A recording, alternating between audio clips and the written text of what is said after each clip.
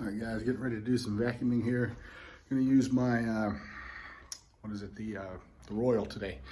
So I'm gonna vacuum. It's a little 2-room living dining combo. And I'm gonna vacuum it, then we're gonna clean it. So start out with the vacuuming first. Let me show you.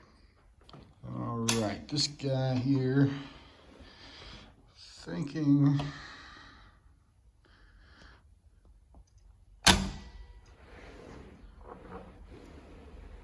probably be about it right there.